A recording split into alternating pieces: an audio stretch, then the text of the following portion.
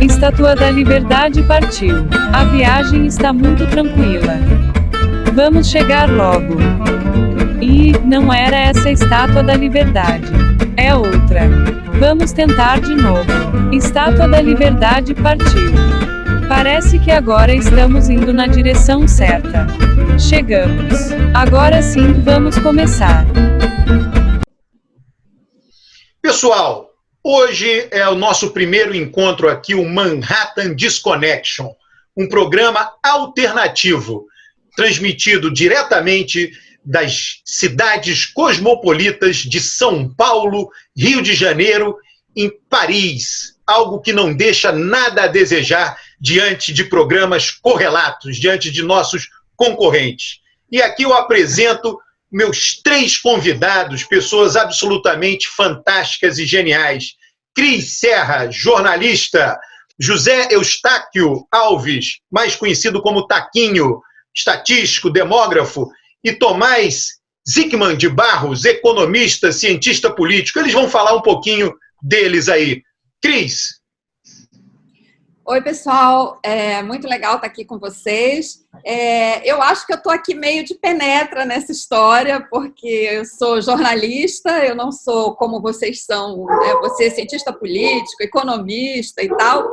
Enfim, vocês são os especialistas, os estudiosos. Eu costumo dizer, jornalista é um especialista em generalidades. Então, eu vou aqui dar os meus pitacos. E, enfim, sou jornalista, trabalhei mais de 30 anos em redações, fui do Jornal do Brasil, da revista Veja, da TV Globo. A maior parte da minha vida foi em Brasília, cobrindo executivo e legislativo.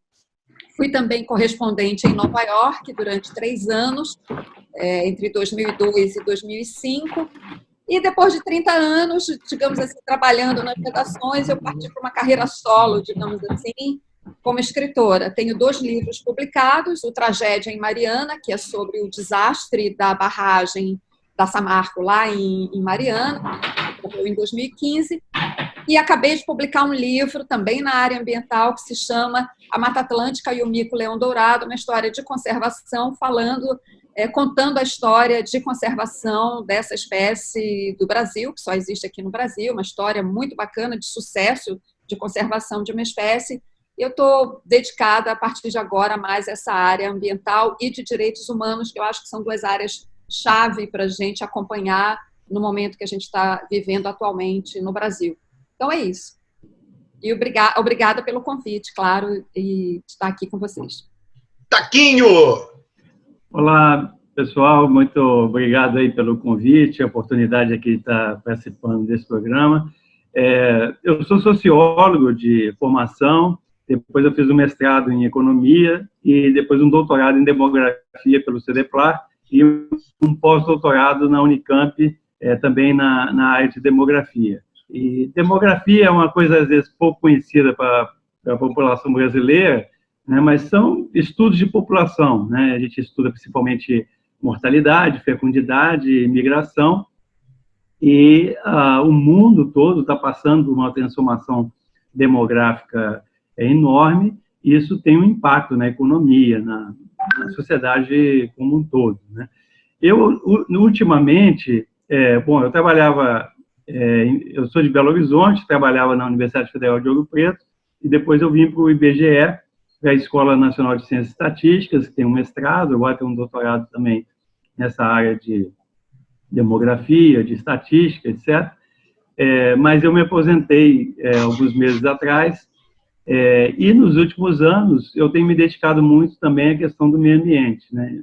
Principalmente essa questão do aquecimento global, a questão da 6ª extinção em massa das espécies. Então eu tenho acompanhado bastante este assunto e hoje é a coisa que mais me interessa, assim, que tem mais motivação, tratar dessa questão da emergência climática, de todos os problemas decorrentes aí do meio ambiente. Grande Tomás! Oi, Alberto, oi todo mundo. Muito obrigado pelo convite. Meu nome é Tomás, eu falo diretamente aqui de Paris. Eu sou economista de formação, me formei na USP, trabalhei no mercado financeiro por algum tempo, mas decidi mudar de áreas, por assim dizer, e mudar de área também, em alguma medida. Então, eu fiz o meu mestrado, estou agora terminando o doutorado, eu estudo populismo, estudo protestos aqui na França, são 2 temas muito quentes, e, enfim, é sempre um prazer poder trocar essas experiências. Também sou professor, dou aula, adoro dar aula, então acho que vamos tentar num papo informal, também não acho que aqui sejamos todos necessariamente especialistas em tudo, não é? Então vamos falar um pouco sobre a atualidade, num papo, acho, descontraído, mas ao mesmo tempo informado. Olha só, explicando para todos vocês aí, né, o meu critério para convidar a Cris, o Taquinho e o Tomás foi, assim, pessoas razoáveis, pessoas que gostam de trabalhar com dados, com informações, pessoas... A gente não tem que concordar em tudo, a gente não concorda em tudo, vão ter discussões aqui, discordâncias, mas existe um núcleo comum de concordância e, acima de tudo, né, sempre argumentação baseada em fatos, sempre com o pé no chão, né? Então, esse foi o critério que eu utilizei, que eu busco sempre utilizar. Olha aqui, a gente decidiu aqui falarmos hoje de 3 assuntos para, né, esse problema aí do Flávio Bolsonaro, da família Bolsonaro, da rachadinha, da economia, né, o balanço da economia que saiu agora ontem, anteontem, e um pouco de meio ambiente também. Então, olha, vamos aí, vocês estão acompanhando, né, tudo que está acontecendo aí no Ministério Público. A primeira coisa que eu acho interessante é que os procedimentos do Ministério Público com relação a Flávio Bolsonaro, a tudo que está acontecendo, são os mesmos de sempre. Os mesmos. Né? Não tem o contraditório, eles vão para a mídia, atacam os investigados. Eu não quero aqui entrar no mérito, né, se o conteúdo é sustentável ou não, o que parece um conteúdo, sim, mas é um procedimento absolutamente inquisitorial. Olha, na verdade, Alberto, o que me chama a atenção nesse caso é a demora de se detectar esse mecanismo da rachadinha, da lavagem de dinheiro. Flávio Bolsonaro, ao que tudo indica, e pelas primeiras informações que a gente tem, esse esquema dele, essa atuação do Queiroz, né, como assessor dele, recebendo dinheiro de outros assessores, isso funcionou durante muito tempo. A investigação sobre esse esquema começou a partir da notificação do COAF, né? Foi o COAF que percebeu aquela movimentação estranha de valores e informou ao Ministério Público. Isso, se eu não estou enganada, começou em janeiro de 2018. Foi no começo do ano eleitoral que isso começou, que a investigação começou, né? O primeiro alerta. Mas essa investigação se refere a coisas que vinham acontecendo há muito tempo, O que me surpreende, na verdade, nessa história toda é a desenvoltura com que essas pessoas agiam por tanto tempo, e só em 2018 foi dado o primeiro alerta. Então, na verdade, o que mais me chamou a atenção nesse assunto foi como isso demorou tanto a ser detectado. A gente sabe que os órgãos de fiscalização no Brasil, eles vêm sendo aperfeiçoados, né? O próprio COAF é uma criação, digamos assim, historicamente recente. Ele foi criado, acho que no final do governo Fernando Henrique. Então, claro, até se estruturar e tudo mais, isso leva tempo, mas eu acho... Então, aí não vai nenhuma crítica minha aos órgãos em si, mas isso me levou a essa reflexão de como a gente ainda precisa aperfeiçoar no Brasil esses mecanismos de detecção dessas organizações criminosas, desses esquemas, né, dos esquemas de irrigação das organizações criminosas. Porque, na verdade, e tudo leva a crer pelo que a gente está lendo, que está saindo na imprensa, todo esse esquema de dinheiro está associado aos milicianos também, que tem ligações evidentes com a família Bolsonaro. Olha, e eu vou dizer mais, hein? Isso só apareceu porque ele se tornou presidente. Isso. Ou ele disputou, porque isso ia continuar lá. Essa coisa de rachadinha é muito comum no meio político. Uhum. Câmaras de vereadores, assembleias legislativas, então isso que foi detectado está aí. Agora, a minha questão toda é que o COAF, lá atrás, a gente sabe disso, não poderia ter feito o que fez. Eles vazaram sem sem nenhuma regulamentação, não existe nada, né? É só isso que eu estou querendo. Isso, inclusive, se eu não me engano, agora, recentemente, o Supremo decidiu que isso poderia ter sido feito. Então, no final das contas, pelo que eu entendo, essa ilegalidade eles não cometeram. Mas eu concordo com você, Alberto, que é o feitiço contra o feiticeiro, em certa medida, não é? Quer dizer, o Bolsonaro conseguiu construir a onda que o levou a vencer a eleição baseado no discurso contra a corrupção, contra o roubo do dinheiro público. Mas a gente sabe que, assim, a família inteira se constituiu financeiramente nas mesmas práticas de sempre. Essas práticas absolutamente comuns, mas absolutamente condenáveis de rachadinha, de funcionários fantasmas e tudo mais. Então, é curioso que, claro, por conta da eleição, começaram a investigar isso e acho que agora eles são vítimas do próprio veneno. Então, sempre surfaram em cima de vazamentos, delações, esse estado inquisitorial, e agora isso volta contra eles em algum grau, né? Eu acho muito triste, porque, pensando no Rio de Janeiro, que a gente já teve o Garotinho, já teve o Sérgio Cabral, o Pezão, todo mundo preso, e a gente tem, pelo lado da oposição, na Câmara, na Assembleia Legislativa, etc., né, um esquema correndo paralelo, quer dizer, uma criatividade, né, para usar o recurso público de uma maneira ilegal e irregular, e é impressionante o que está acontecendo no Brasil. As evidências, a questão toda é o seguinte, que a movimentação bancária está lá registrada no COAF. Está lá, e aí é só se requisitar os bancos, os extratos bancários ou os comprovantes de depósito. Então está tudo lá. O que eu entendi que eles queriam nessa operação é constranger os investigados para que eles abram o bico, para que eles falem alguma coisa.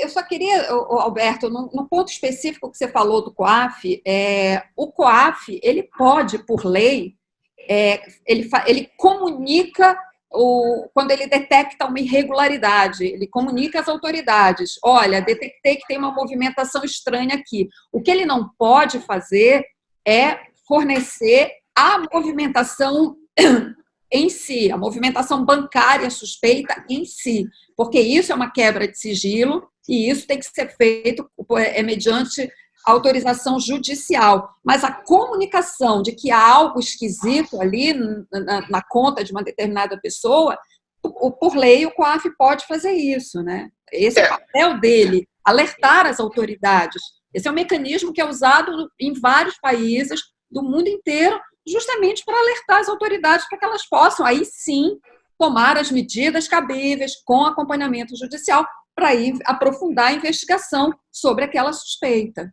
Mas pelo que eu entendi, tá, o Supremo agora autorizou, basta um pedido no Ministério Público. Isso é que eu acho incrível, não é um pedido de um juiz. Tá, então, a gente está... Eu não sei se eu concordo com isso. Eu acho que é algo ainda a ser debatido por nossos legisladores. Tá? Tem que ter audiência pública, precisava a legislação específica sobre isso. O Ministério Público vaza tudo. A gente conhece os procedimentos, tudo errado. Né? Então, vamos supor que uma movimentação bancária nossa aqui. Você recebeu uma herança, sei lá, qualquer coisa legal, mas foi uma movimentação bancária estranha. Aí você resolveu disputar uma eleição. Aí o COAF vai lá e manda para o Ministério Público. O Ministério Público vaza isso. Tudo legal, só que aí você já foi queimado totalmente. Esse é que é o problema, viu? Não, com certeza, concordo com você. Claro que o Ministério Público também, todas as instituições têm que atuar dentro da lei e essa coisa de vazamento à torta e à direita, isso é completamente errado. Isso começou com a Lava Jato e parece que virou um padrão. E isso é um perigo, né? Obviamente, isso é um perigo muito grande. Então, assim, em absoluto, eu não concordo com isso. Acho que nesse aspecto a gente está falando a mesma coisa. As instituições têm que se ater ao que a legislação estabelece para a atuação de cada uma delas, e esse festival de vazamento é um absurdo. Agora, a imprensa também fica muito confortável nessa situação, recebendo esses vazamentos, né? E a gente tem essa situação hoje em dia, os repórteres, claro que eu estou aqui correndo um risco muito grande de generalizar, claro que há exceções e gente que trabalha direito, mas também muita gente recebe os vazamentos e se dá por satisfeito com essa informação, publica e, claro, em muitos casos pode provocar grandes danos à reputação das pessoas. Isso também tem que ser contido, né? Uma questão que eu gostaria de comentar é que muitas vezes, enfim, as pessoas elas decidem se elas acham ok ou não ok, correto ou errado, um vazamento a depender de quem é o alvo, não é? E eu vou dizer, eu não tenho nenhum tipo de simpatia especial pelo Flávio Bolsonaro, pelo contrário, mas a decisão do Supremo, eu estou, em geral, em desacordo com ela, independentemente de se beneficiar ou não beneficiar o Flávio Bolsonaro. Acho que a gente precisa, no Brasil, a gente não pode perder a linha, eu acho que nós perdemos muito a linha já, do respeito aos direitos e às garantias do cidadão, né, individuais, de cada um de nós. Então, hoje é o Flávio Bolsonaro, amanhã pode ser qualquer um de nós. Então, acho que esse é o perigo. Mas eu acho assim que, além dessas questões todas que vocês estão colocando, tem um fato que tanto o judiciário, como o legislativo, como o executivo, é muito caro no Brasil, e puxando aqui para o lado do custo da democracia, quer dizer, uma democracia que funciona mal, que é muito cara, e que traz muito insatisfação, né, por parte da população, que ela fica totalmente de mãos amarradas diante desses espetáculos, né, midiáticos de corrupção ou de denúncias, etc. Isso fica alimentando toda uma máquina e que, para o país como um todo, é horrível, porque a situação econômica, social, ambiental do país está degringolando, né, e a gente fica discutindo esses espetáculos de um judiciário caro, de um legislativo caro, né, e de uma democracia muito cara e que funciona muito mal. O judiciário caríssimo. Eu tenho uma pergunta para você, desculpa, mas fala o que você quer dizer. Não, judiciário caríssimo. Agora, só uma coisa do caso em si, tá? A gente aqui avaliou os procedimentos. Agora, do conteúdo, a gente pode comentar o conteúdo, né? Eu acho que a situação do Flávio Bolsonaro é complicada. Eu acho bem complicada. A minha pergunta era para você, Alberto. Você acha que isso vai vazar, quer dizer, vai respingar no presidente? Qual é a consequência, você vê? Olha, ninguém sabe, né? Porque os dados estão lá no COAF, pode ter depósito na conta bancária do presidente quando ele era deputado. Não tem a menor dúvida que isso pode aparecer, tem lá da esposa, Michele. Agora, pensando no caso em si do Flávio Bolsonaro, do filho dele, a gente tem que acompanhar os sinais que virão do Senado. Pode ter um desconforto grande dos senadores. E ele tinha como aliados, ou tem como aliados, aqueles senadores que são mais truculentos com relação a esse tema. Vamos pegar o Cajuru, não é isso? Que faz enquete de Facebook para como tem que se comportar. Então o Cajuru vai querer caçar ele, né? Então o Renan não vai proteger, né? Então a gente tem que ver como vai evoluir. Eu acho que está no horizonte, está lá na frente, longe ainda, mas já apareceu no horizonte a possibilidade de cassação do Flávio Bolsonaro pelos senadores. Os senadores podem considerar aquilo muito desconfortável. Os senadores, a princípio, não querem caçar. Claro, tudo botar panos quentes. Vamos ver como vai evoluir. Pode ficar insustentável. As evidências são muito fortes. Eu queria só, já que a gente está entrando aí no mérito, né, no conteúdo em si, eu queria, uma coisa que me chamou a atenção, que eu acho estarrecedor, de fato, porque a investigação mostra, né, a rede de milicianos em torno do Flávio Bolsonaro, desde que ele era ainda deputado estadual. E me chamou a atenção que tem um personagem nessa história que, digamos assim, oferecia serviços de segurança em Copacabana. Toda vez que a gente fala de milícia, a gente até então estava falando de milícias atuando em áreas onde o Estado não chega, nas favelas, Rio das Pedras, Baixada Fluminense. E esse caso agora, essas revelações agora, trazem esse componente novo, de alguém oferecendo serviços de segurança na rua Santa Clara, em Copacabana. Tem depoimentos de pessoas que se sentiram ameaçadas a contribuir, né, com esse esquema. Isso é assustador, isso mostra que a milícia tem tentáculos em todo o Rio de Janeiro, que não tem nenhuma área, digamos, a salvo dessa organização, desses milicianos. Eles estão incrustados já em toda... A impressão que dá é que é em toda a cidade. E, claro, se eles têm conexões com o poder, né, seja com o poder legislativo, que fica muito claro, né, via Flávio Bolsonaro, seja agora com o poder central, isso é absolutamente assustador, inaceitável, e a sociedade, eu já não digo nem o poder público, porque o poder público parece incapaz de reagir, de fazer alguma coisa em relação a isso, mas a sociedade tem que reagir a isso, e a gente não pode assistir a isso de braços cruzados, e daqui a pouco a gente está no Rio de Janeiro inteiro tendo que pagar contribuição de segurança para isso. Isso é uma coisa gravíssima, e isso foi o que mais me chamou a atenção nessas informações mais recentes sobre esse esquema de milicianos que gravitou em torno do Flávio Bolsonaro quando era deputado estadual, e que eu não tenho a menor dúvida, apesar de prisões aqui e ali, continua atuando, e não vamos esquecer da conexão também desse esquema com o assassinato da Marielle e de seu motorista. Exato. Olha, bom ponto esse, né? E eu acho que esse ponto, Cris, ele leva aí para algo, né? Que é essa crise econômica, a saída da crise, os dados, porque estamos no meio de uma crise política, né? Sei lá, o governo parece que em si todo ele é uma crise política, né? E acabaram de sair dados da economia, então uma recuperação muito lenta, né? Então essas coisas estão em interação, né? Não existe economia sem a política, e não existe a política sem a economia, né?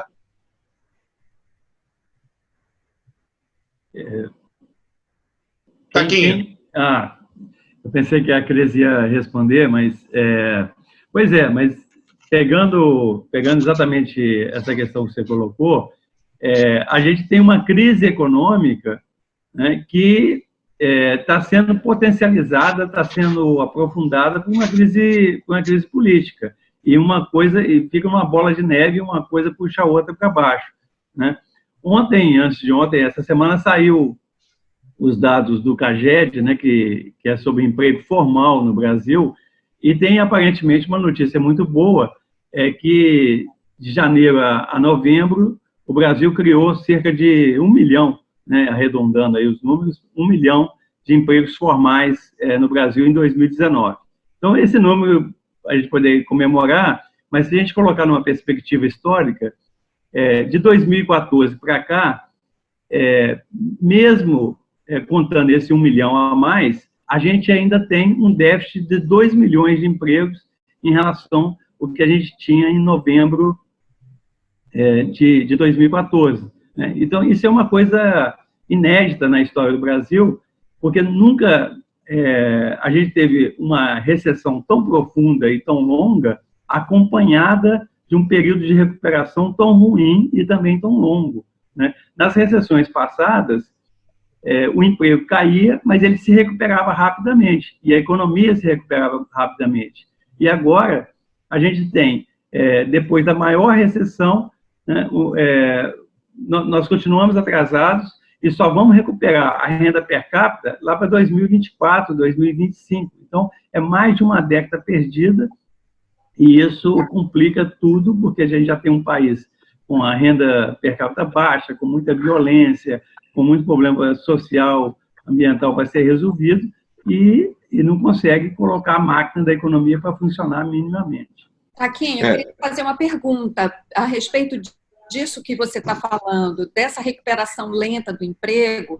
Eu fico me perguntando o seguinte, com essa uberização do trabalho hoje em dia, né, a gente vê as pessoas não só nos aplicativos de transporte, mas agora entrega de comida, né? Enfim, essa vida digital permitiu essas formas de trabalho, mas que são formas completamente precárias, né? Eu vejo pessoal que trabalha entregando comida, por exemplo, muitos nem têm a própria bicicleta, né? Muitos deles já não usam moto, usam bicicleta, mas alguns também usam bicicleta de aplicativo. Então, assim, é uma situação completamente precária, a pessoa não tem nenhuma segurança, não tem nenhum benefício. Mas, enfim, elas estão lá, porque é um trabalho que parece, de alguma forma, trabalhando 12, 13, 14 horas por dia, ela consegue levar algum dinheiro para casa.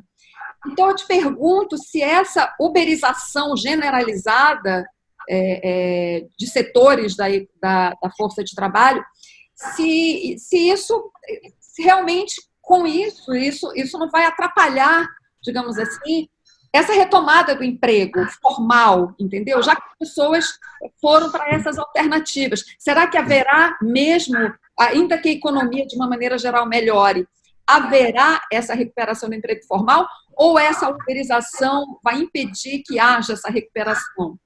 Se eu posso fazer um comentário, eu sei que a pergunta foi um pouquinho, mas queria fazer um comentário. Eu acho que assim, tem espaço hoje para a economia do Brasil retomar, não é? Porque afinal foram tantos anos de crise que a capacidade ociosa, enfim, haveria espaço para uma recuperação da economia. O problema é que o governo não quer adotar as medidas que poderiam dar um boom na economia nesse momento, nem no curto, nem no médio, nem no longo prazo. Paulo Guedes até, por assim dizer, flertou com um pouco de keynesianismo, mas acho que isso não vai para lugar nenhum, na verdade. Acho que eles vão continuar nessas políticas de redução de direito trabalhista, revisão de direito trabalhista. Então, acho que esse é um problema que você tocou que é muito importante.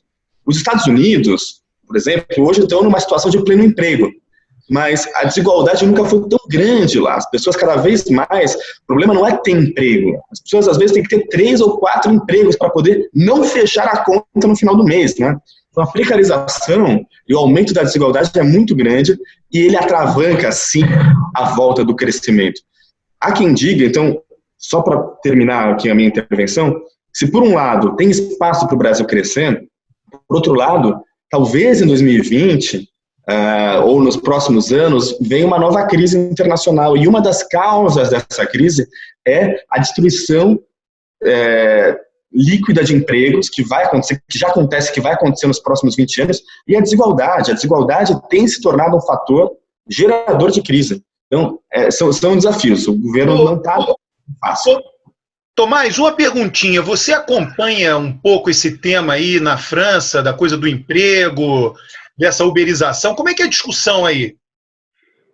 Olha, aqui na França, você tem uma retomada da economia, desde que o Macron assumiu, não é? A França viveu uma situação de crise muito grande, em que se comemorava, eu lembro, quando eu cheguei aqui, era governo do Hollande, e eles comemoravam que o desemprego estava crescendo numa taxa cada vez menor, não é? Matemática é a segunda derivada. Então, continuava tendo mais desemprego, mas ele era cada vez menor, mais desemprego. Então, agora, no Macron, a economia tem voltado, ele aprovou uma série de reformas trabalhistas, ele quer aprovar a reforma da Previdência. A grande questão é que eu, pelo menos, acredito, como economista, um economista que depois foi para a ciência política, mas que ainda é economista, que, assim, a legislação trabalhista pode até ajudar, em algum grau, a aumentar ou reduzir o emprego. Mas o que realmente determina o nível de emprego, no meu ver, é o desempenho da economia. Então, se a economia ela patina, ela continua sem ter aquele desempenho, você não vai aumentar o emprego. O que você vai acabar fazendo é aumentando o emprego às custas de uma redução da qualidade desse emprego. Então, na França, nós temos esse processo que é também uma precarização crescente. O que explica os protestos também. Os coletes amarelos é muita gente que é trabalhador precário, que não está conseguindo fechar o mês. E olha que eles são muito melhor do que a média do trabalhador brasileiro, hein? Mas aí é o seguinte, eu sempre vejo a questão, imagino que o Taquinho já esteja ali se mexendo na cadeira. A gente vai crescer para sempre e gerar emprego para sempre? Essa é uma questão, né, que eu fico pensando. A população, olha, eu sei que o Taquinho não concorda comigo, tem aquele livro Factfulness, né, que eles mostram que a população ainda vai crescer, mundial, vai crescer bem ainda, mas já está contratado o decréscimo dela. Me corrija se eu estiver errado, porque ela não cresce por conta do aumento de crianças e jovens.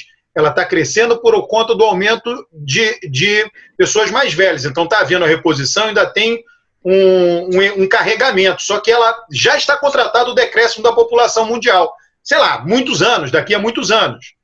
A minha visão é que o meio ambiente não aguenta o crescimento, mas eu não sou especialista nesse tema, né? Pois é, mas antes da gente entrar no meio ambiente... minha pergunta. Eu vou ter porque a gente abriu muito o foco da discussão. Não esquece de me responder lá atrás a pergunta que eu te fiz. Então, respondendo a Cristina, a questão é o seguinte, vamos pegar arredondando os números, mas colocando grandes números. Por exemplo, a população brasileira ela tem em torno de 210 milhões de habitantes. O emprego formal é 40 milhões, menos 40, 38, vamos por 40 milhões, o emprego formal. Depois você tem 50 milhões, a PEA, né, População Econômica Ativa, 50 milhões que estão fora do mercado formal. Então, assim, é muito mais grave do que essa questão de uberização, de pejotização da economia, etc. Porque você tem vendedores vendendo cigarro na rua, vendendo bala na rua. É muito pior do que Uber, do que... Quer dizer, nós temos um problema que é anterior a esse processo de terceirização aí da economia. E depois nós temos mais 30 milhões que são subempregados, no conceito mais amplo do IBGE, são pessoas que não conseguem se colocar no mercado de trabalho. Tem, por exemplo, os nenéns, é uma coisa tão absurda, porque você tem em torno de 15 milhões de jovens de 15 a 29 anos que não estão nem na escola, nem no mercado de trabalho. Quer dizer, veja só, o futuro do país, ele depende da juventude. E a juventude, ela tem que estar ou estudando ou trabalhando para ela se aperfeiçoar e para ela dar retorno para a sociedade. Então, nós temos 15 milhões de jovens, né, que vão ser idosos no futuro, né, e que não estão nem na escola, nem no mercado de trabalho. Né? Veja só, a China e o Vietnã, outro dia eu estava mexendo com esses dados, se você pegar a população ocupada, você tem quase 60% da população ocupada, da população total, ela está ocupada. Então, seria 60% de 210 milhões, seriam 125 milhões, mais ou menos, que a gente teria de estar uma população ocupada no Brasil. Taquinho, essa é a nossa PEA? A nossa PEA é de qual tamanho? Então, a PEA é quem está trabalhando e quem está procurando emprego. Então, os ocupados hoje no Brasil estão em torno de 93 milhões. Né? Mas você tem mais 12, 13 milhões de desempregados, então a PEA, vamos supor, 106 milhões a PEA.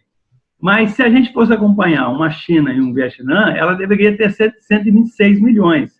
Então, veja só, entre 126 milhões e 93 que estão ocupadas, nós temos quase 30 milhões de pessoas, que é uma Espanha, tá? Que ela poderia estar produzindo, poderia estar contribuindo para o Brasil, para ele avançar, e não está contribuindo. Então, assim, para responder a Cristina, é o seguinte, o problema do mercado de trabalho no Brasil é muito mais sério do que simplesmente Uber e outras formas mais modernas, vamos dizer assim, de mercado de trabalho. Eu concordo com você, mas nós temos problemas que são anteriores. E aí, só rapidinho, Roberto, dizer o seguinte, olha só, é uma coisa que eu sempre repito, é o seguinte, todo país do mundo que desenvolveu, que tem alto padrão de vida, alto IDH, acima de 0,85, ele passou pelo bônus demográfico e aproveitou o bônus demográfico.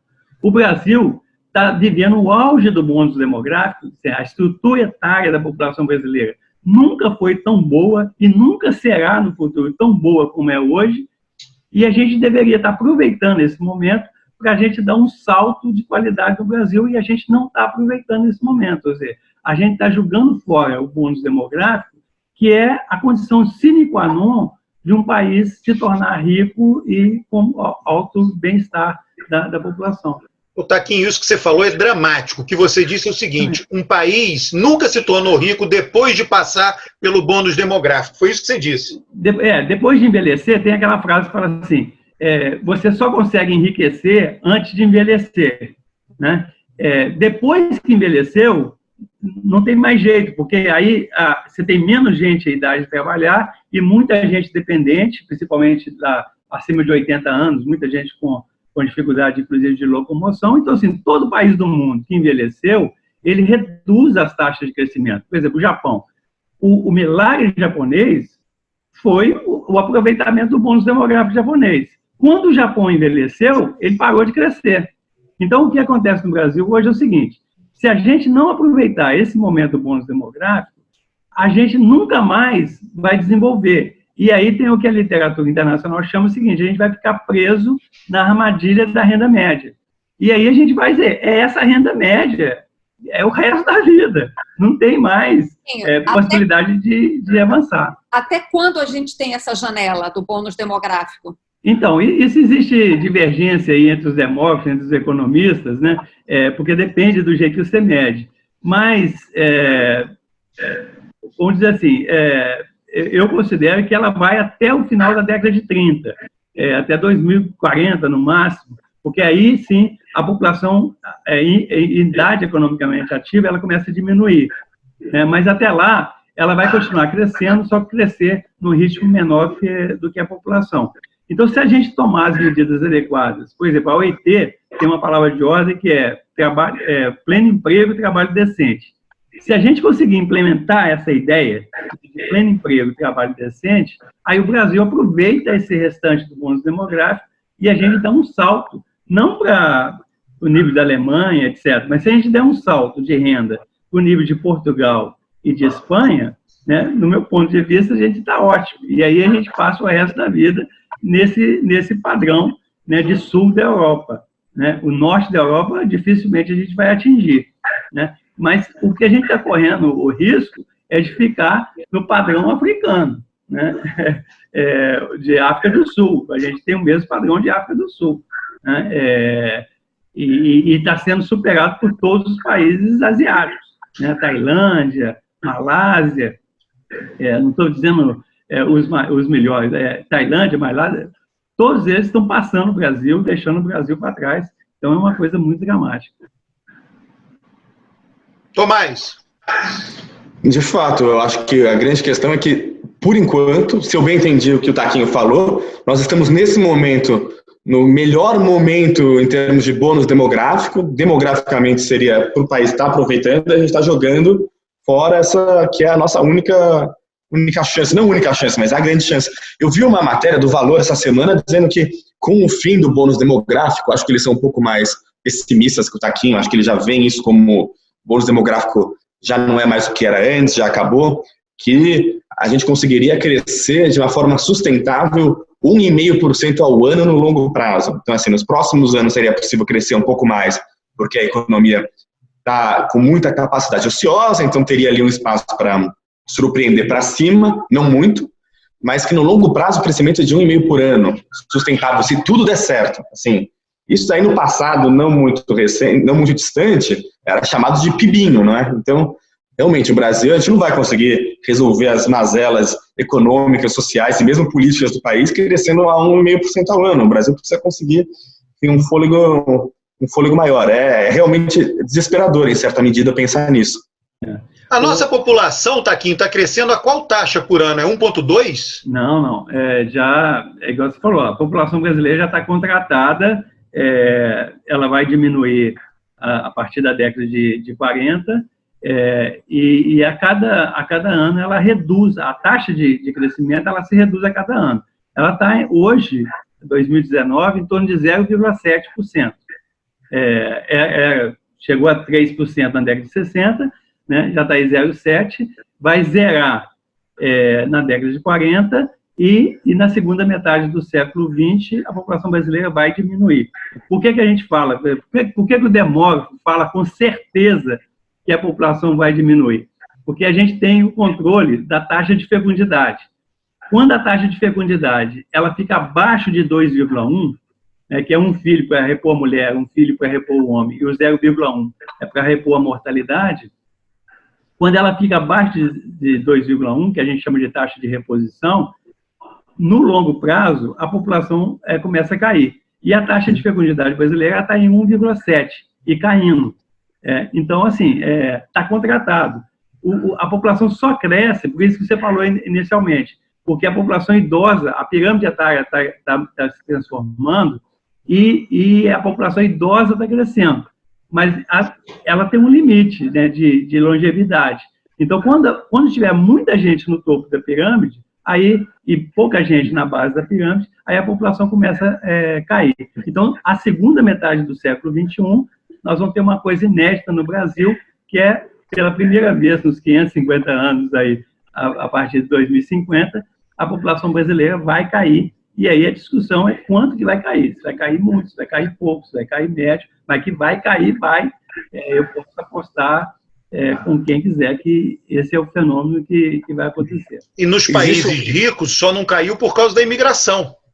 Também, é verdade, mas tem uma outra questão que eu acho que, como eu falei aqui, vai afetar todos os países, é o fato de que nós vivemos um processo de automação muito grande. Eu não sou contra a automação, é muito melhor, digamos, quando a gente consegue superar, enfim, se tornar mais produtivo na economia. Só que, de fato, há muitos estudos de prêmios Nobel em economia que mostram que a tendência nos próximos 20 anos é de destruição de empregos. Então, somado com essa nossa perda do bônus demográfico, com o fato de que nós estamos destruindo empregos liquidamente, a tendência no mundo inteiro, e no Brasil em especial, é um aumento da desigualdade, um aumento da condição precária, da dificuldade, enfim, das pessoas para fecharem o mês. Então, eu acho que no futuro a gente vai ver a reação a isso. Talvez em breve, vamos ver. Roberto, assim, só para lembrar o caso da China, é o seguinte, isso que eu falei para o Brasil vale muito mais para a China, porque a China fez uma política de filho único, que é uma política muito draconiana, e então a população da China vai diminuir muito a partir de 2030. Para você ter uma ideia, assim, são mais de 400 milhões a menos de chineses que a gente vai ter no final do século. Quer dizer, mais de 2 Brasis, né, que a China vai diminuir. Aí o que a China está fazendo? Ela está fazendo isso que o Tomás falou. Ela está investindo em inteligência artificial, em automação, por quê? Como a população vai diminuir? A população em idade ativa já está diminuindo na China, né? Então eles não vão destruir empregos, eles vão criar formas de aumentar a produtividade da economia para substituir essa população que está diminuindo. Entendeu? Então, esse processo de automação na China, ele vai ser extremamente positivo, porque ele vai aumentar a produtividade da economia e repor, né, a mão de obra que está desaparecendo pela queda da população em idade ativa, com robôs, com formas mais modernas de produção. No nosso caso aqui, é o contrário. A 4ª Revolução Industrial, ela vai agravar um problema que já existe no Brasil, entendeu? Então, são quadros completamente diferentes. Eu só queria acrescentar, colocar mais um elemento nessa discussão aí, que eu acho que é dramático, que é a baixa qualificação escolar, né, dos nossos jovens. Você estava falando dos nem, que não estão nem estudando, nem trabalhando, e tem aqueles que estão na escola, que vão para a escola, mas saem com uma formação absolutamente, assim, eles ficam ali no básico, se muito, né?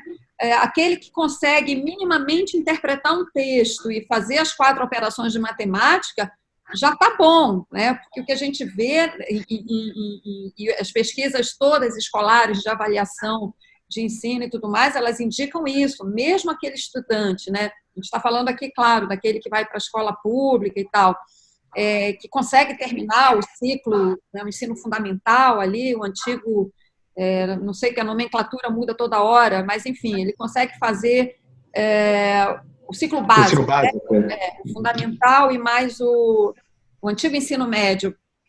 Ele sai muito despreparado, né, para esse mercado de trabalho que está nesse processo de revolução e de mudança com a entrada da automação, da tecnologia e tudo mais.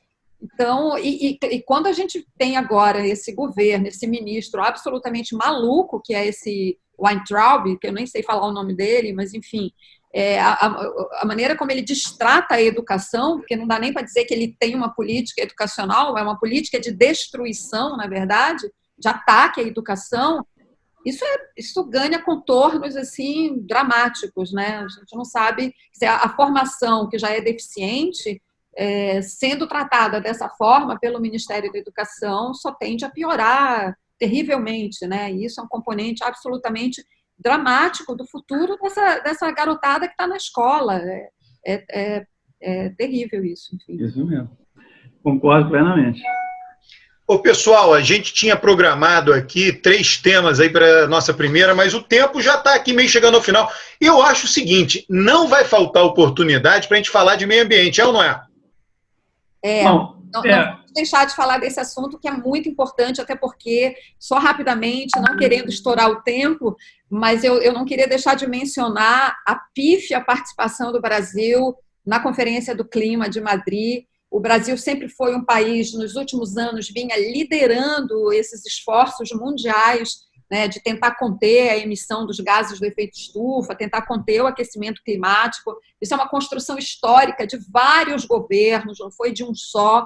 E essa construção histórica desse papel de liderança do Brasil nessa discussão sobre o clima, ela foi rompida abruptamente pelo governo atual, e isso se viu de maneira dramática na COP25. O Brasil se aliou pela primeira vez em décadas, em muitas décadas, o Brasil se aliou aos países poluidores, a Estados Unidos e China, que não querem resolver a questão climática. E o ministro do Meio Ambiente se aliou, criando dificuldades na redação final do documento, enfim. A COP foi um fracasso, né, em função da atuação desses países poluidores, e o Brasil, infelizmente, teve uma participação decisiva para esse fracasso. Isso é terrível. Aí, isso para não falar das outras questões ambientais, como a gente está vendo o Brasil afora, a morte de índios estimulada por essa o presidente Bolsonaro tem uma compulsão a atacar os povos indígenas, né? E isso, de uma certa forma, encoraja essas forças mais atrasadas aí do interior do Brasil a sair invadindo terra indígena, garimpeiros, madeireiros, desmatadores, vimos aí os incêndios florestais.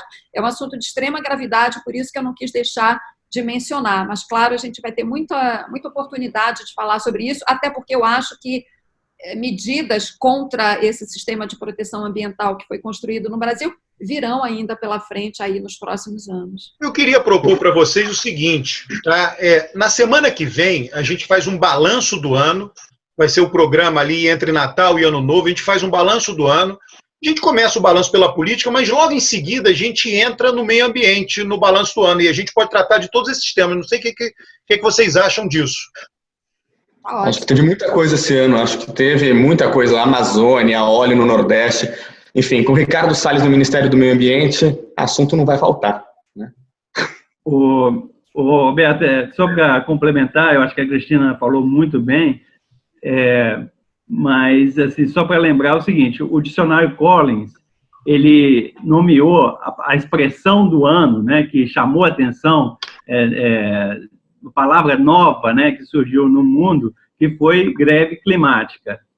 E o dicionário Oxford, ele elegeu como palavra do ano emergência climática, né? E exatamente isso que a Greta Thunberg está falando, né, que o aquecimento global é a maior ameaça, né, à vida na Terra e à civilização, e ela fala assim, que a casa está pegando fogo, né, e a gente tem que... Então, a questão da emergência climática, ela tem que ser levada a sério, e a gente vê que, atualmente, o Brasil ele está na contramão, né, e os Estados Unidos, com o Trump, está na contramão das necessidades que a gente tem para enfrentar esses problemas ambientais. Então, isso é urgente, e a gente pode conversar sobre isso no próximo programa.